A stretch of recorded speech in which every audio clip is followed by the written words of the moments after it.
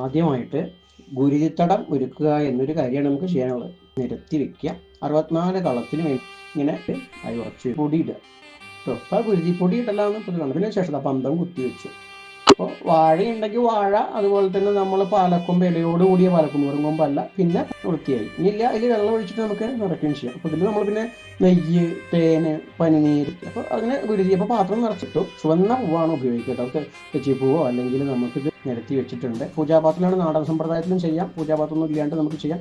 ഇരിക്കാനുള്ള പലകയുണ്ട്, പൂവ്, അതുപോലെ തന്നെ ആവശ്യത്തിന് എല്ലാ സാധനവും നമ്മൾ വെള്ളം തളിച്ച്, അതുപോലെ തന്നെ പുഷ്പം, അതുപോലെ ദീപവും ധൂപവും കാണിക്കുന്ന രീതിയിൽ അങ്ങനെയും ചെയ്യും. എങ്ങനെയാ വെച്ചാൽ ആ സമ്പ്രദായത്തിൽ, ഉപദേശമുള്ള സമ്പ്രദായത്തിൽ ചെയ്യുക. അതല്ല ഇവിടെ നിന്നുള്ള ഉപദേശമാണെങ്കിൽ ഇവിടുന്ന് കൃത്യമായിട്ട് വ്യവസ്ഥ ചെയ്ത് പറഞ്ഞു തരും. അത് അതേ രീതിയിൽ ചെയ്തു പോകുക. അപ്പോൾ അത്രയും നേരിട്ട് നമ്മൾ ദീപം കത്തിച്ചാൽ മതി, അല്ലെങ്കിൽ കത്തിച്ചതിന് ശേഷം ആവാഹിച്ചാൽ മതി. അപ്പോൾ അകത്തുനിന്ന് നമ്മൾ എന്ത് ചെയ്തു, ശ്രീകോവിലൊക്കെയാണെങ്കിൽ അതിൻ്റെ കളത്തിൻ്റെ അവിടുന്ന് അവിടെ ആ ഭഗവതിയുടെ വിളക്കിന് നമ്മൾ ദീപം കത്തിച്ചെടുത്തു. അപ്പോൾ വേണമെങ്കിൽ ആദ്യം കത്തിക്കൊണ്ടിരിക്കുന്നുണ്ടല്ലോ. പിന്നെ മറ്റൊരു വിളക്കിന് കത്തിക്കുന്നതിന് പകരമാണ് ആദ്യം കത്തിച്ച വിളക്കിന് എടുക്കുന്നത്. പിന്നെ ഭഗവതിയുടെ നാളത്തുനിന്നല്ല, അല്ലാണ്ട് അതിനുശേഷം നമ്മൾ പന്തം കത്തിയിട്ടുണ്ട്. ഒറ്റ ആളെ വിളിച്ചാലും ഇങ്ങനെ ചെയ്യാൻ നമുക്ക് ഇറങ്ങി. എൻ്റെ ഒരു ഭാഗമായിട്ട് അങ്ങനെ വേണമെങ്കിലും നേരത്തെ പറഞ്ഞ് ഇവിടുന്നാണെങ്കിൽ ഇവിടുന്ന് ഉപദേശം ഉണ്ടായിരിക്കും.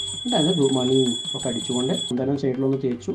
അതിനുശേഷം ജലഗന്ധ, പുഷ്പ, ധൂപ, ദീപത് കൊടുക്കുക. പ്രത്യേകിച്ച് വേണമെന്നാണ് പറയുക. അടുക പാരമ്പര്യം, അതുപോലെ തന്നെ ചാത്തന. എങ്ങനെയാണ് സഹായത്തിന് ആളുണ്ടെങ്കിൽ സഹായിയുടെ കൈ തന്നെ കൊടുക്കുക. നമുക്ക് ചിറക് അടിച്ചോട്ടെ എന്ന് എഴുതി തന്നെ 8 ഒരു കോഴിയൊക്കെ 8 തവണ ഇങ്ങനെ കോഴി ഇരിക്കും കേട്ടോ. തെള്ളി എറിയേണ്ട സമയം അതാണ്.